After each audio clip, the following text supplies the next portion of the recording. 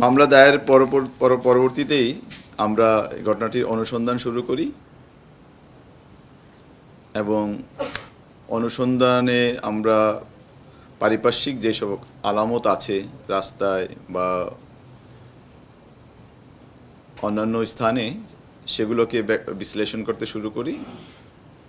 বিশ্লেষণ করে আমরা একজন মহিলা মানুষের সন্ধান পাই। এটা ততক্ষণ পর্যন্ত আমাদের অনুসন্ধানের ফাইন্ডিং ছিল। পরবর্তীতে মহিলার সম্পর্কে আমরা বিস্তারিত জানার চেষ্টা করি এবং তার সম্পর্কে খোঁজ খবর নিয়ে গত 7 তারিখ ভোরে যশোরের ভাগারপাড়া থেকে তাকে আমরা গ্রেফতার করতে সমর্থ হই। যাকে গ্রেফতার করা হয় তার নাম সাবিনা আক্তার। সাবিনা আক্তারকে গ্রেফতার যেখান থেকে করা হয়েছে এটা তার শ্বশুর বাড়ি এবং ঘটনার পরপরই 4 তারিখে ঘটনা সংগঠন করার পর সে ঢাকা থেকে 5 তারিখে যশোরে চলে যায় এবং যশোরে গিয়ে তার শ্বশুরবাড়িতে অবস্থান করে। আপনাদের জ্ঞাতার্থে একটু জানিয়ে রাখি, এই সাবিনা আক্তার আমাদের মেট্রোপলিটন এরিয়ার মধ্যেই কামরাঙ্গীরচরে একটা ভাড়া বাসায় বসবাস করতেন তার স্বামী সহ। গ্রেফতারের পর সাবিনা এই ঘটনা সংক্রান্তে আমাদের কাছে বিস্তারিত খুলে বলে তার তাৎক্ষণিক জবানবন্দি এবং ঘটনার পারিপার্শ্বিকতায় আমরা যে বিষয়টা জানতে পেরেছি সেটা হলো 3 তারিখ রাতে 10:30 থেকে 11টার মধ্যে কোনো এক সময় নিহত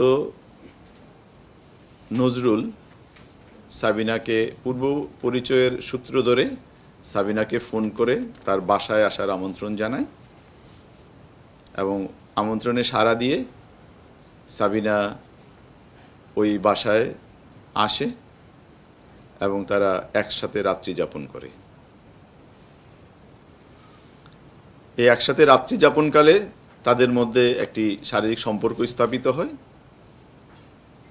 এবং সম্পর্কটি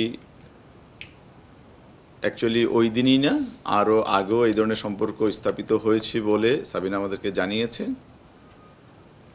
এবং সম্পর্ক কিসের ভিত্তিতে হয়েছে সেটা সাবিনা বলেছে তাকে চাকরি দেবে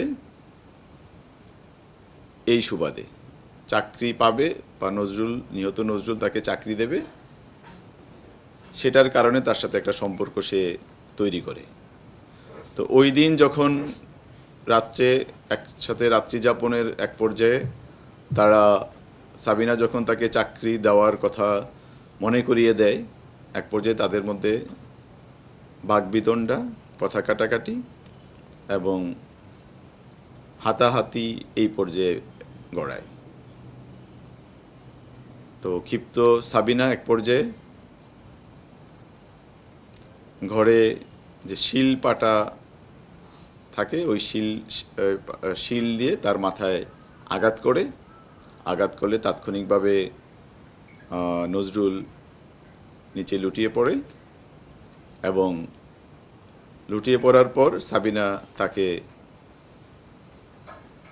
ক্রমাগতভাবে মাথায় আঘাত করার এক পর্যায়ে নিস্তেজ হয়ে গেলে সে তাকে তার পরিহিত যে লুঙ্গি সেই লুঙ্গি দিয়ে মুখ বেঁধে ফেলে এবং